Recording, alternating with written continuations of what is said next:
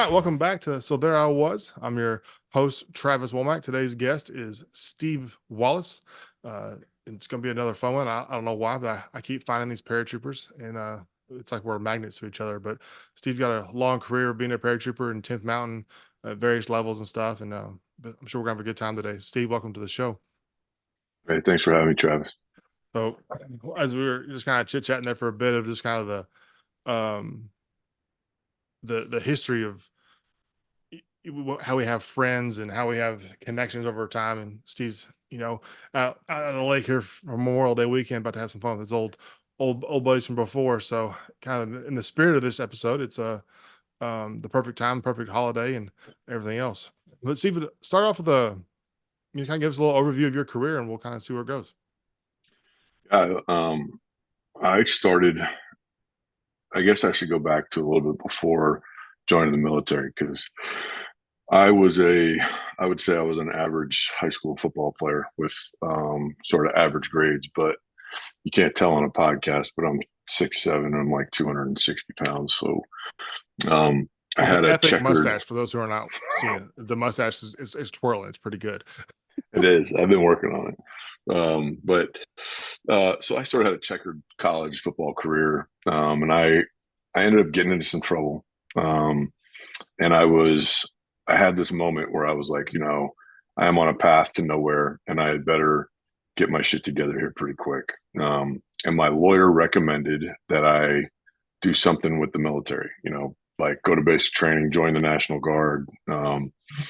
I was at UCLA at the time, and they had an ROTC department, and so I kind of wandered over there. And my football career was winding down, and the Army was, I come from a long line of Army officers, so it's not like I've just kind of found it. My dad served in Vietnam, my grandfather served in World War II, going even farther back, all the way to the beginning of the country. But I found that I liked it, and so I went. UCLA sent me to airborne school as a cadet, and I had an awesome mentor at UCLA who was an infantry officer, had finished company command, and had come to UCLA to teach. This is all pre 9/11, so this is 99, I guess. And he just kind of took me aside. He goes, "Hey, look, the only thing for you is being an airborne ranger and going to a second airborne division." And I was like, "Sounds awesome." So that was kind of what I was striving for. I did well enough to get it. I showed up to Fort Benning, went through IOBC, showed up to Ranger School, and got kicked out on day one. They had something like 500 guys show up for the course, and Yep. You got to cut them all. and my last name begins with a W, so I got bounced. And when I went back, they were like, "Hey, you're going to Fort Bragg without a tab," and I was like, "Well, I can't do that. I can't do that." And they're like, "Well, pack up because you're not going to get to go back for 6 months, and we're not going to keep you down here." I was like, "Oh man!" So I had to do the duffel bag drag from Benning up to Bragg. I had some good friends that were already in 3rd Brigade. They vouched for me. I got into an awesome rifle company with a couple of good buddies, and went back to Ranger School and passed. And while I was in Ranger School the second time, September 11th happened. So wow. I came out of Ranger School. I had no idea what had happened. I mean, I'd been in the woods for 60 days. Like I started Ranger School on September 4th. So, a week later, it was the world changed, and my dad wrote me letters to try to keep me in the loop. But I came out, and we were all just trying to figure out what was going on. And I graduated, went back to Fort Bragg, back to my platoon, and we had orders for Afghanistan. So we all loaded up, packed our stuff up. Pretty soon after getting into theater, I got moved to be the battalion S1, which was a fate worse than death. I mean, you think it's your only chance. You think the war's going to be over, and all you're going to have done is approve awards. Little did I know what was going to come over the next 20 years. 20 years, yeah. We finished up that deployment. We came back. We were running up and down our dens with our CIBs and combat patches, and we got sent right back. We had about 3 months off, maybe. I mean, we got home around St. Patty's Day, and we were gone by the 4th of July again to Fallujah. So I was a company XO then. I'd finally gotten out of the S1 job. We spent all of our time in Dreamland, which was just outside. You basically had Ramadi, Fallujah, and then Dreamland. And we spent a lot of time in that city. We got relieved around St. Patty's Day again, I want to say, like late March. I went back, went to the career course, came out of the career course, got sent to Fort Polk, which didn't have anything. I mean, all that was there was JRTC. Yeah. The Army was still trying to figure out what to do. They were growing those 4th Brigades. And so 4th Brigade, 10th Mountain stood up, and I was one of the first company commanders there. We deployed for another year in Afghanistan. So I'd been in the Army for about 6 years, and I'd already had 3 tours under my belt. Got back from that deployment. My really wanted to go to RTB. Got orders to RTB, went down to pick up my clearing papers, and they said, instead of saying RTB, they said the old guard. And I honestly said, no like, kidding. hey, yeah, I was like, what the fuck is the old guard? I've never heard of this. Yeah. and so I did some research, called branch, said, hey, you gave me the wrong orders. I was supposed to go to RTB. And they were like, hey, we looked, and you're 6'7". So you went to honor that company. Yeah, the short guy who was going to the old guard is now going to RTB, and you're going to the old guard. And I was like, man. So I showed up to Fort Myer. They were standing H Company backup. I was the first commander of HCO. Built that back up. Did probably. So this is 2006-07. That's when they did the realignment to 1st Battalion, 4th Battalion. Yeah. Okay. Yeah, I was there for that. When I got there, it was a regiment, and about, like 3 months later, we had 1st Battalion, 4th Battalion, and then the regimental headquarters. Yeah. So probably did like 300 funerals in HCO. Commanded for 20 months. Handed it over to a good friend of mine who's just about to take command of 2nd Brigade, 10th Mountain now. And I moved over to Honor Guard, and I did Honor Guard for another 20 months. Did Senator Kennedy's funeral. A bunch of wreaths down on the tomb. I was the HHC 4th commander. So yeah, you know the deal. I'll know it very well. That's my buff shop right there. So. Oh, yeah. So then I went to CGSC, went back to Bragg, was the division chops for a year-long deployment to RC South. Then went down to a battalion, went down to the Thunderbolts and 1st Brigade. Then over to the Red Devils. I was a battalion XO. We went back to Afghanistan. So I'm on my fifth tour now, just finishing up being a battalion XO. Came back home as the Brigade S3, did that for a year. Got selected to go to a joint assignment. So I went to AFRICOM in Germany, which was super cool. Spent 3 years there, did a year in the JOC, and then 2 years as the commander's speechwriter, which is hilarious because I don't have a master's degree and I don't care really about stuff like that. But he was a great boss. Got selected for command, then went up to Fort Drum to command a 4th Battalion, 31st Infantry, the Polar Bears. Did that for 2 years. Went back to Afghanistan for a year as battalion commander. It is. Big George is out front. I love how we have all these cool things like the Red Devils and Devils in baggy pants and all this stuff. Oh, yeah. And it's like polar bears because it's freaking cold, and we're gonna just call it what it is. So there is the mascot is a big ass polar bear out front. That's called Big George. Yeah. And like soldiers have gotten married in front of Big George. That's awesome. And then we have Little George. Little George was bartered by one of the original plank holding lieutenants. The guy was carving tree stumps with chainsaws. So he traded him 2 brand new chainsaws from the Army for a carving of a polar bear. And that's Little George. So Little George has his own case. Little George has, I think, Little George probably just finished his 14th GWAT tour. Little George has more time in the Middle East than anybody. But yeah, awesome. I love that stuff. We had a stuffed goat.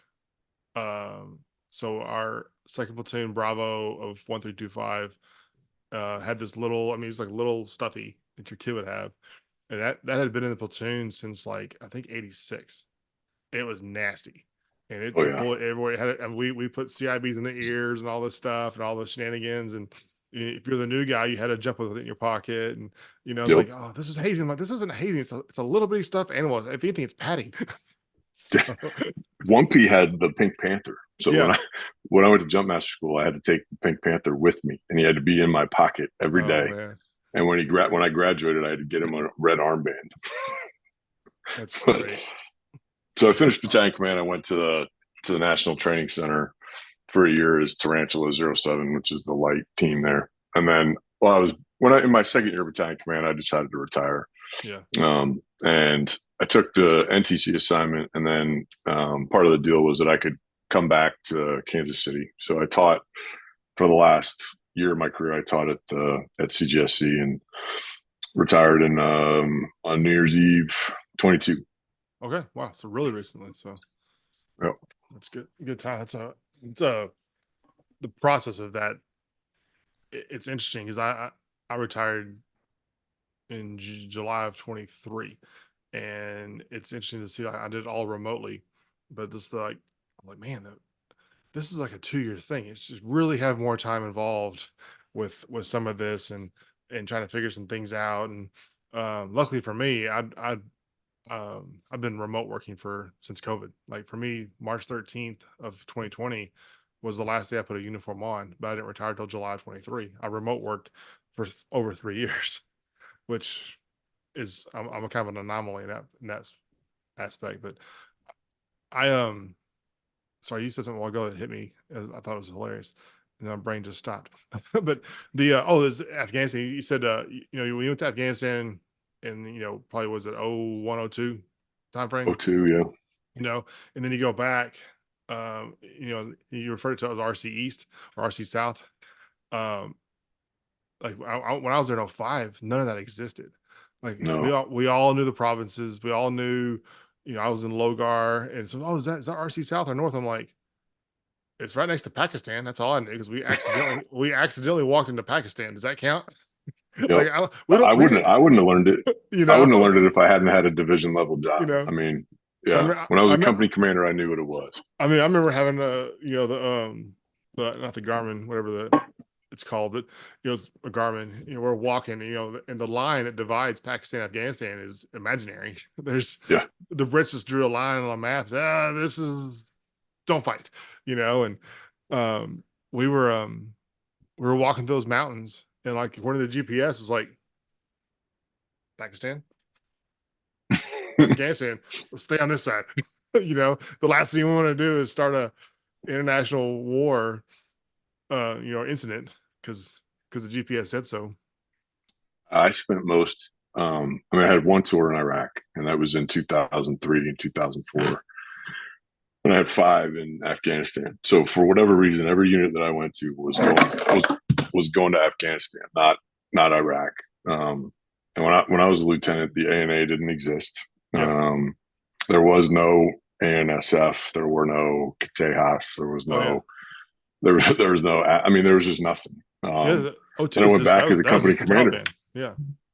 Yeah. As a company commander, that stuff had been shelled out. The country had been divided up into regional commands, and then going back as a major the second time. Well, the first time as a major, it was still the old way. When I went back as a battalion XO, we turned everything into tax. So the RCs went away. Right. The 2 stars all left. 3 stars left. And it all became 1 star 06 little footprints. Yeah. But you know, people are amazed. I could drop bombs on my own authority as a captain. I couldn't Yeah. drop bombs as a lieutenant colonel, battalion commander when I went No. back, you know, 12 years later. It's like it's an American Sniper. You know, you watch Chris Kyle's career, all those deployments through Iraq. Mm-hmm. They did a really good job that movie of like progressing the technology and progressing kind of you know the makeshift Humvees to the up armored stuff at the end, and like you're kind of living that in Afghanistan. Sounds like. Yeah.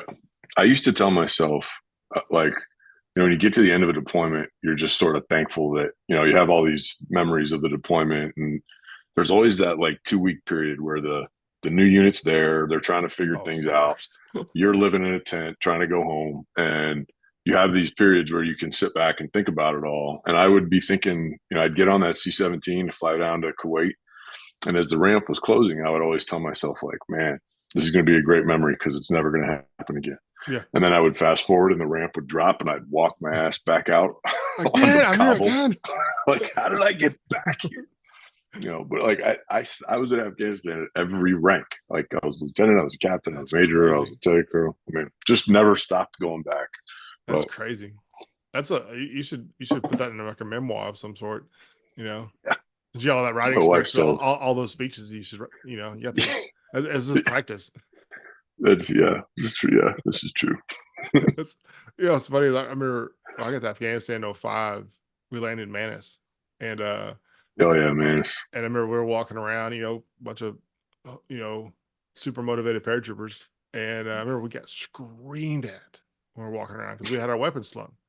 Yeah. And I was a 240 gunner, so here I have a 240 on my back upside down, and they're like, "You can't carry weapons here," and we're like, "I'm so confused at what we're doing. I know I'm Yeah. only an E4 at the moment, but I am very confused at what in the What world is country am I going." even in? Yeah, it's like what is going on? And then the funniest thing is that '07, we were so we are 1 through 25, and so we were in Iraq '06. We get sent home, deployment's over, we're on Christmas leave, like a few weeks later, and we get recalled for the surge. So I was home for 24 days for a whole new deployment. It was great times. The parents loved it, and but we get to Kuwait, and then the trip from Kuwait to Baghdad was that rotational process, and for some reason our flight there's a dust storm, we can't land, and then we're going to divert over to Qatar. I'm like, I'm not like a geography whiz, but going back to Kuwait's a hell of a lot closer than going all the way to Qatar. Like we're here, and we're going over here, and so this is ridiculous. We go to Qatar, and can't carry weapons there. So there's 100 or so of us in this plane, and they found out Toby Keith's coming for a concert. And so our Oh yeah. plane had mechanical issues for like 2 days because we couldn't go anywhere. So we're stuck in all these temporary things in Qatar, and we're not happy, and we couldn't go to the concert because it would have been a huge problem. We were trying to watch that movie. It was the Night at the Museum came out. I don't know why I Oh remember yeah. of all the things I remember is that, and I remember like this is so frustrating. like let us go. They had a 2 beer limit for all the Air Force people there, and I have such a good Qatar story for you. oh Like please do. so so I told you I transitioned to being the S1, Yeah. and I would routinely harass my battalion commander about like ruining my life and killing my chances for anything because he made me the adjutant. And I was miserable. And the HHC commander had absolutely no sympathy for me whatsoever. And it was like, hey, grind on these awards. Hey, why this kid's not getting paid? Hey, and like, so I was grinding through it. And um, we had a platoon. My old platoon was sitting out in Pakistan on this C5 capable runway. So, I mean, I don't know if it's declassified now or not, but it was never really classified. But it was a drone base that we had that we were using, and they needed one rifle platoon to secure it. So the PL went out there. He was out there for like 6 weeks and got nothing from the battalion. So he sends this emergency message like, we need mail, we need bullets, we need food. Like, they're not feeding us, like just all this. So this is all stewing in Charlie Company. And I'm just kind of, you know, I have no idea what's going on. I'm blissfully ignorant of the battalion staff. The XO comes in and he goes, Steve, pack a bag. You're going to Pakistan and you're taking a pallet with you. And you got to find this dude, Sergeant Blake. Sergeant Blake was the comms guy for Charlie Company. And he had gone out like a week before with a pallet full of ammo, mail, all the things that they wanted. He had taken it, except nobody knew where the fuck he had gone. So we were basically like, we were terrified that he was MIA. I mean, Right. that who knew where he was. So like, I mean, this is like an episode of CSI. I'm like trying to put together like, okay, where was his last, who knows what flight did he get on? I figured out, I talked to the Air Force. They go, hey, he's probably in Qatar stuck. And I'm like, all right, well, let's get to Qatar. So I get to Qatar. I'd talked to the Air Force. I knew that there was a rotator out to Shamsi. Mm-hmm. That's where they were. So I land in Qatar, and immediately they take my weapon. They take my pistol. I'm filthy, by the way. Like Oh yeah. I am I mean, and all the Air Force people are in PTs, the Right. girls have makeup on. I am just shocked at how good everybody smells. And they go, "Hey, Yeah. you're staying down there in a private room because you're an officer." I'm like, "What?" Yeah. Like, I've been living in a tent with like 20 dudes for the last 6 months. So I walk out of there and I'm in my filthy DCUs. This is a DCU era. I walk to the bar and it's called the Pentagon or the Hexagon. I don't know what it's called, but it's like a 5-sided bar. Yeah. Sergeant Blake, bigger than shit, sitting at the bar, nursing a beer. And I walk up next to him and I go, "Sergeant Blake." And he goes, "Holy shit, sir, what are you doing here?" I go, "What do you think I'm doing here? I came to find you." He's like, "Oh man." I'm like, "Where's the pallet?" And he's like, "Oh, I don't know. I can't get to Pakistan." I'm like, "I can, and we're leaving in like 4 hours. So you got to go." He's in civilian clothes, by the way. Like, where how'd you He'd even gone get into the civilian PX. clothes? He'd bought a bunch of civilian clothes, and Oh my God. he was milking drink tickets from everybody at the bar. He was killing like 7, 8 beers a night. And so we go and we get on the flight. We go find his pallet. Nothing on it. It's been picked clean. The Of ammo's course. gone. The mail is gone. Like, hey, all there is a tag that says Charlie 1505 on it. And he's like, "Oh my God." I'm like, "Well, I brought some ammo, but I also brought a bunch of stuff I got to get signed." So we fly out there, we land. My buddy, the guy who'd replaced me as the PL, comes out. He has to sign his OER. Signs his OER on the back of the C-17. We're like, "Hey, if the Air Force was like, if you get off, you're here for a week. We don't come back for another week." And I was like, "Well, I'm not getting off then. I'm not getting stuck out here." So we offload a pallet. Sean looks at me and he goes, "Where's all of our mail?" And I was like, "I'm sorry, dude. I don't know." And but here are your bullets. And we close ramp. We fly back, and his first sergeant and our CSM are standing on the ramp when we land, Of course. and they just got their arms crossed, and they are so pissed at Sergeant Blake. And I felt awful. So like we walk out, and like Sergeant Major Lambert looks at me. He goes, "Good job, sir. We'll take it from here." Like, We need and no witnesses about what's about to happen. I looked at Sergeant Blake, and I was like, Good luck. "Good luck, Sergeant Blake." I think he ended up losing a stripe and getting out after that. I don't know. I can't remember that, but it was funny. Why does Lambert ring a bell? I don't know why I Big recognize Lamb that. was the 3rd Brigade CSM, and then he was the Division CSM, and then he was the USERPAC CSM. So probably from divisions where I recognize that because that would have been just before Wolf Amaker, I think. Yeah, after After okay, yeah, that's why I yeah. recognize the thing. So it was that little window of time. Summer Amaker. I would love to get him on this show, but I don't think he's doing that good, healthy right now anymore. I, I don't know. Last I saw Sergeant Major Amaker when he was running range control, and I was a field grade. Went down. We used to call it kissing the ring. You had to go see Sergeant Major Amaker, beg to Well, get. "Hey, we can't account for 40,000 rounds of 5.56, sir. You got to do that." yeah. All right. Was it so that was it 04? I think it was 04 and the speakers were installed down Ardennes. Oh yeah. And I remember like you do all the stretching, you salute the flag, you start trying to do your stretching and then the all American chorus, and it's like my girl. I'm like, Yeah. No. no, why are we Hated that. running? We can't run to my girl. Who No. picked this CD? Look, I have an unpopular opinion, and everybody that I talk to gets mad at me when I say this, but the 80-second chorus should not exist. I I wouldn't disagree with you on that one, honestly. There's like three songs that I'll accept, and one of them is Blood on the Risers, of course, Yeah. and then obviously the 8-second chorus or the 8-second boots boots boots and parachutes shoot shoots. Those are about Hmm. the only two that I really want, and the third one's up for debate. But My Girl's not one of those. No, But I no, remember, that music would come on, and we would eye roll. Like when you spend time in First Brigade, the only song that you ever hear is "Running with the Devil." Van Halen, of "Running course, with the Devil" oh yeah, of for course, every run day. yeah. We used to call it in our platoon. Ivan used to call it 80. Is it who is the division sergeant major 7 or 9?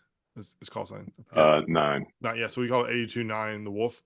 Yeah. Oh yeah, they turn on 82-9 the Wolf. Yep, that's it. Yep.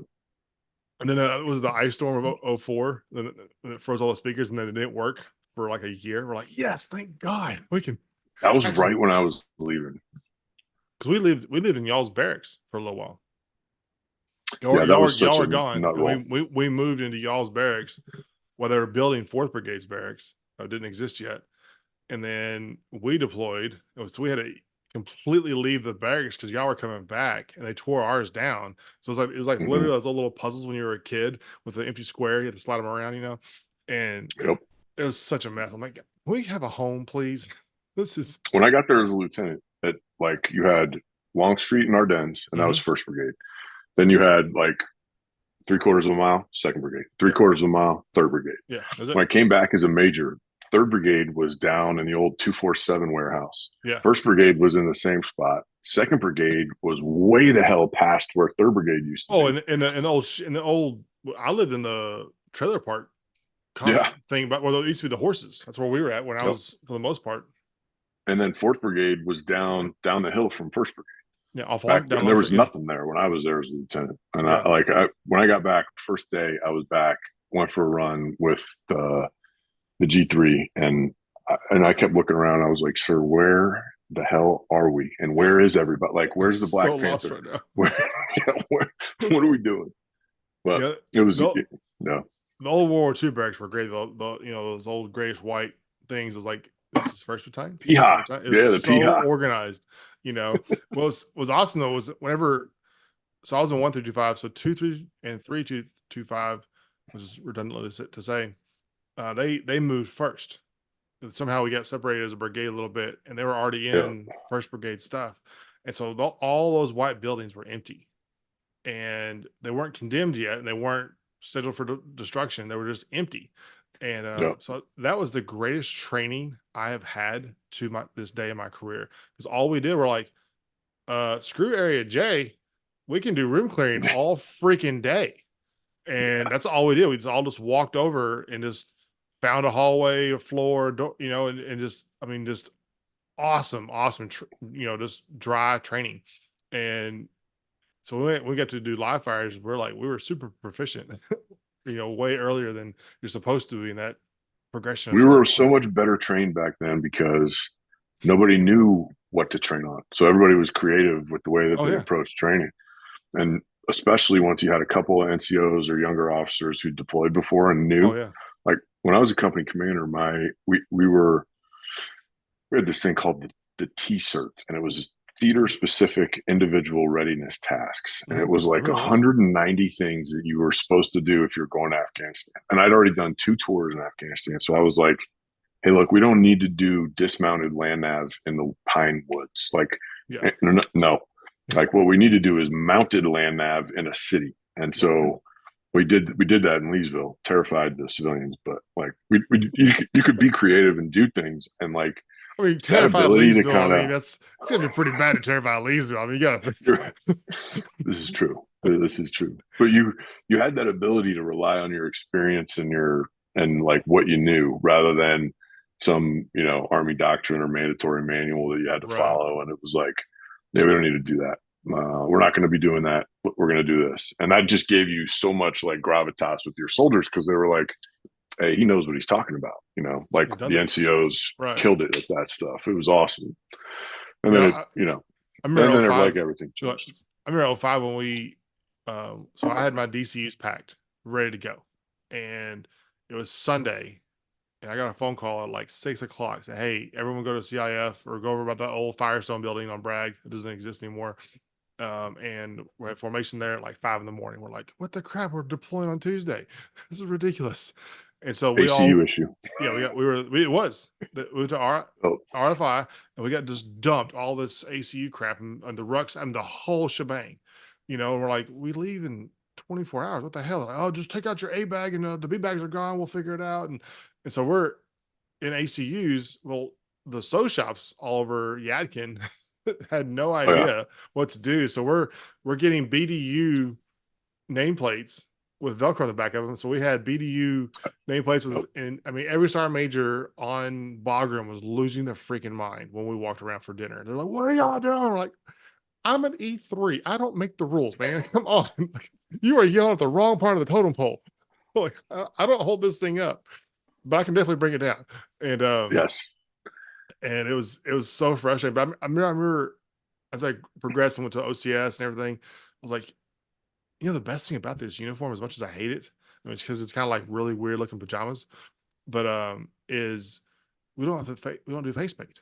And all those times we didn't do face paint in OCS, and we didn't. I went to our artillery unit. We didn't do face paint there, but like nobody was doing all the pictures on Fort Bragg and the Army's website. No one's wearing face paint. I'm like, this is great. We're finally realizing that there's absolutely no tactical advantage because we rolled up in a freaking Abram. They know we're here, you know. Yes. And I remember everybody yelling and screaming, "Oh, the Velcro! I mean, the enemy's going to hear it." I'm like, have you heard a Humvee before? Like, have you ever turned on a Bradley? They're not known for being quiet, And Yes. but what's really funny is I told the story the other day is we did a hard breach in '07, and we did it was 7 houses at one time in Baghdad, and we were hitting all those gates with the shotgun. And we go in, first floor empty, second floor empty, third floor empty. We get to the roof, and there's like 17 people on the roof, like snoring. I'm like, well, I guess my theory is not accurate because we just blew up this entire freaking street here of gates, and y'all are snoring. So, but it's so crazy. As soon as we changed the uniform back to the new one, I'm like, it'd take a week, and I'm like, oh, that's face paint. That sucks. Because And then you don't have to shine your boots either. yeah, I miss that though. I Me actually too. is I had a I used to tell people when I was, in E3, 4, your responsibility is about that much, yourself and maybe one guy, you know, but even when I became an E5 and E6, I was deployed for all of it, but I hated it because I was an ACUs because BDUs in the boots, if you got a new person, right, on a Friday from replacement, right, and they go about their day and you have the weekend, and on Monday morning, you could do inspection. And as a leader on that Monday morning, you could learn more in 2 minutes than you probably would an entire year.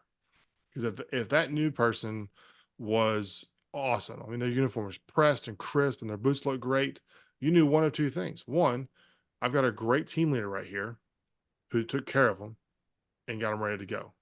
Or you like, I already know the team leader is crap and doesn't care. So I know I have a stud soldier who can take care of himself.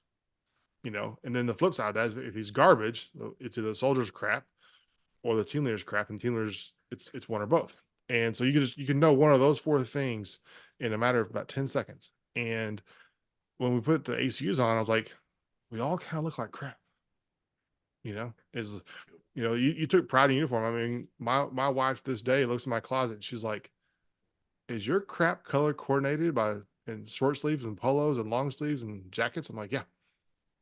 And she's like, seriously? I'm like, I took it seriously. I cared, it's not press Yeah. because I ain't got time for that. So I got 3 kids that drive me crazy. I have 5 kids now.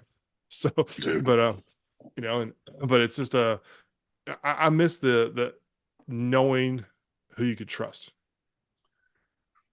I agree. I have I only really buy black and brown shoes, and I Yeah, polish them every Friday. Every when I'm yeah, done at work for the week, I'll shine my shoes yeah, because I mean it's one of those things when you're young, like when you're a lieutenant, you would go drop off your BDUs, get starched, yeah. and you'd usually drop off your backup pair of boots to get shined. Right.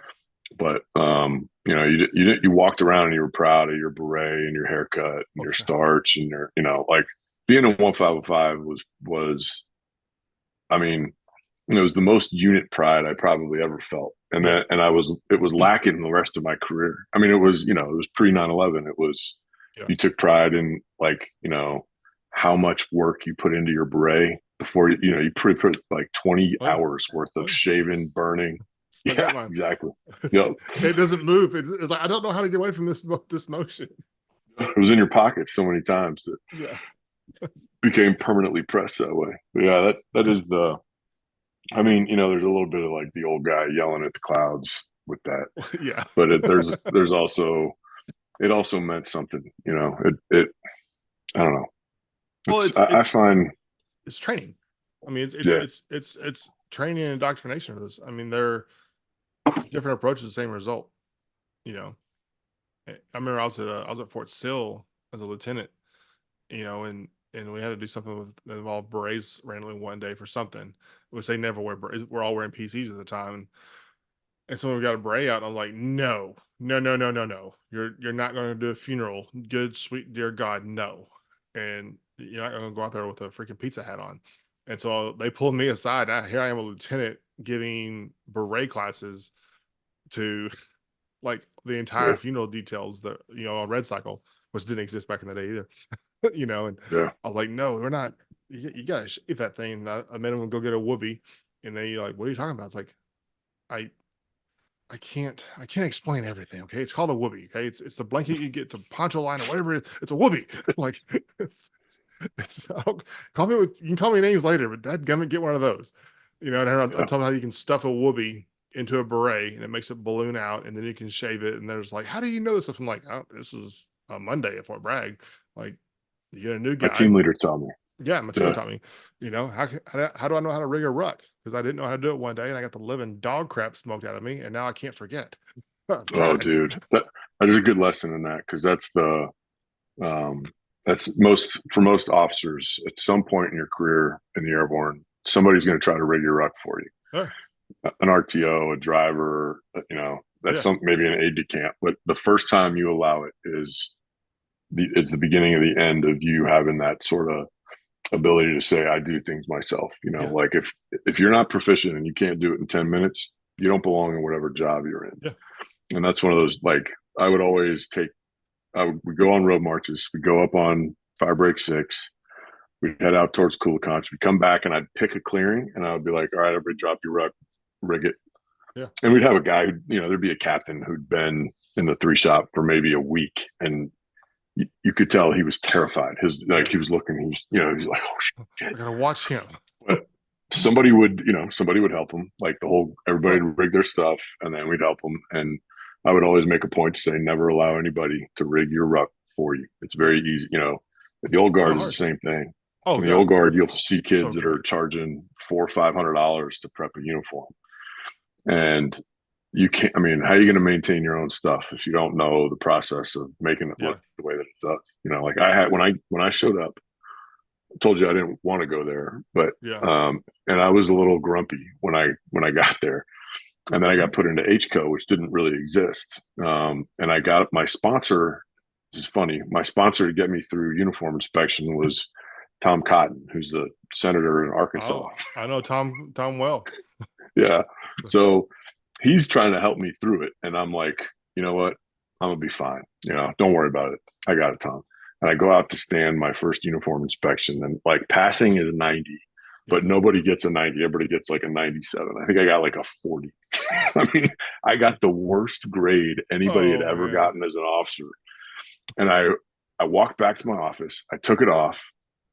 I insisted on doing all this myself. I didn't want any help. That was my thing, was nobody Yeah. helped me. If I can't figure this out, I don't belong here. And I chucked my jacket and my pants in the corner, and I just sort of like, I was pissed. And my first sergeant walks in, he looks at me, and he goes, you ready for some help now, sir? And I was like, first sergeant, yeah, I need help. And he goes, I have two guys in here tomorrow. And like, of course they come in and they're like, they've been there, the type, the Oh yeah. E4s and the old guard that have been there forever. But as I got my sea legs in the old guard and started marching all the time and started wearing out shoes and started learning how to maintain my own stuff, I was always impressed with the way the NCOs in the old guard keep soldiers looking good, Yeah. because that was a hard time in the old guard to be a leader. You didn't want to be in the old guard. You wanted to be in the I. 101st or the Oh 10th yeah. Mountain or the 82nd. Oh yeah. The And I tempo would is have, different. yeah, I would have phenomenal NCOs who they grew up in the old guard, and they would come talk to me and they'd be like, I'm gonna get out. And I'd be like, why are you getting out? You're phenomenal. Oh, sir, nobody's gonna take me seriously. I'm like, dude, you are a great a good NCO takes care of his guys and sets them up for Yeah. success. I'm like, there's gonna be a little learning curve when you get there, but you're smart and you'll figure it out. I promise. And Yeah. a lot of guys go green to gold, or they drop a warrant packet, or Oh yeah. they try to do something else. But it's the same thing. If you can't learn how to take care of your own uniform in the old Oh guard, yeah. you don't belong there. That's what's important, not What's great about how that place many there, live fires you run. exactly. I told NCOs after NCO, because I came from that junior enlisted NCO when I was an officer of the old guard, they're like, "Oh, we want to go to a unit," but same thing. Like, then I'm like, I've had two guys come from the old guard, you know, and they both showed up as E5s, and somewhere in the company, and you always interact with them. And I was like, what you notice is that the method doesn't change. It's like they still cared, and that think how many rehearsals we do. you know, Yep. for one funeral, you're doing like 9 rehearsals. It seems like, and you're like, it's Yep. the same thing. It's just the terrain changes, but Yep. you still do them, you know. And then I was like, you're doing all these inspections on the uniform and haircut. I mean, good God, what other unit has like 9 barbershops, in the unit? Yeah. Because we all care to that level that we'll take it that seriously. Yeah, we could all go off base. I mean, granted, it's Arlington, and that would suck, but we'd all be broke. But like, you just do the same thing. It just changes from, instead of a haircut inspection, now you're doing this. Instead of rifle manual, you're doing crew drills. It's the Yep. same thing. And if you can transfer it, just change the apparatus, nothing changes. And I Yep. said, you'll pick up on I was like, I promise you, I've been in 83 firefights. Not a single thing I've done in training prepared me for that two-way fire, gun range. What it did prepare me for is how to shoot back. But Yeah.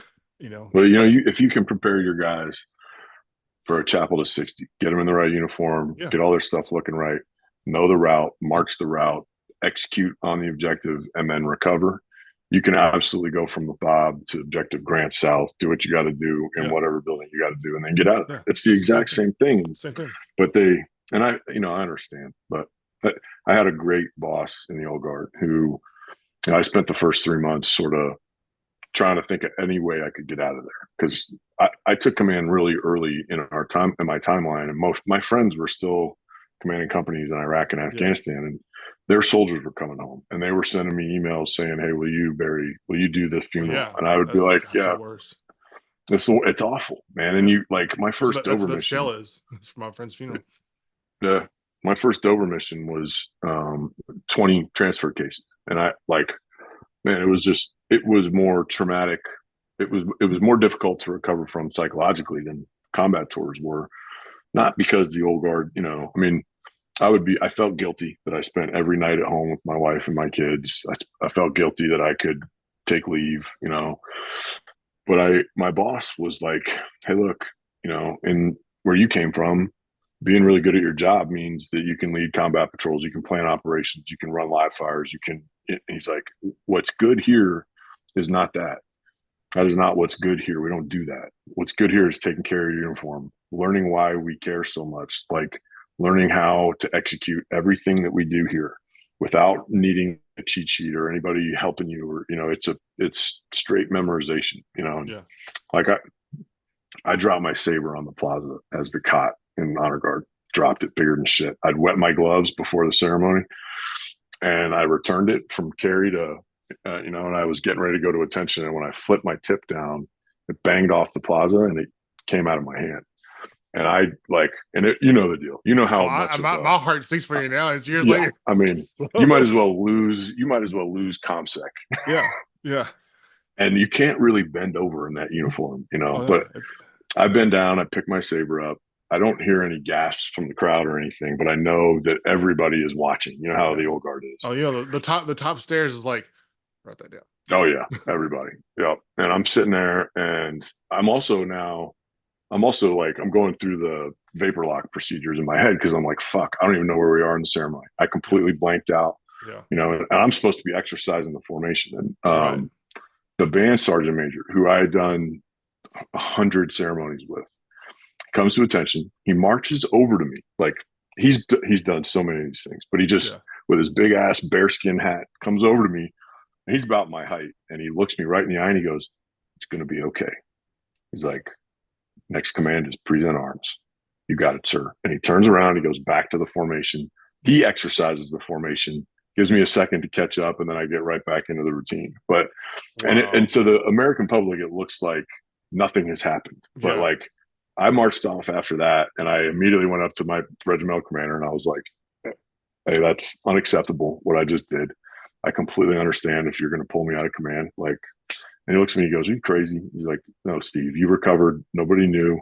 Don't worry about it." And I like, my second visit was to Sergeant Major Mitchell Spray, who is, I don't know where he is today. Like, I was friends with him on Facebook until like 2012, but he Yeah. dropped off. He was pretty old and he'd retired.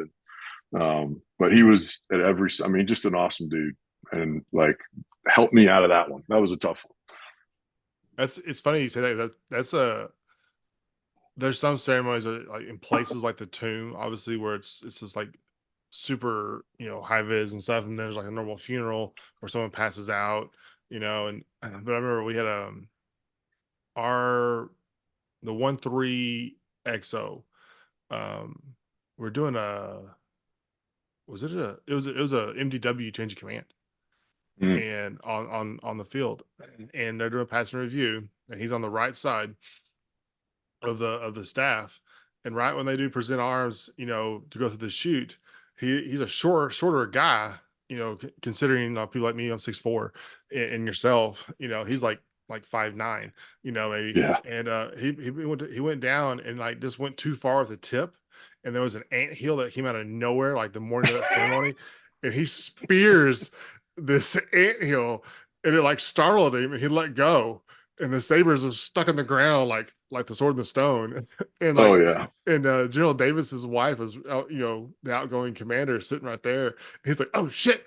and after the ceremony, obviously the whole staff, everybody was just like giving him a hard time, like, you left your second. So they had to do the whole regiment passing review in first battalion's first, and there's a saber stuck in the ground, so they're all walking by this saber. it It's a was good thing it awesome. didn't happen in the cemetery because they would have kicked that thing all the way down to the columbarium.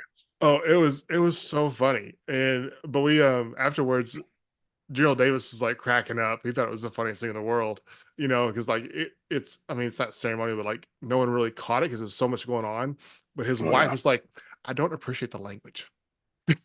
And we're like, of all the stuff, this is the oh shit part that was too much for you.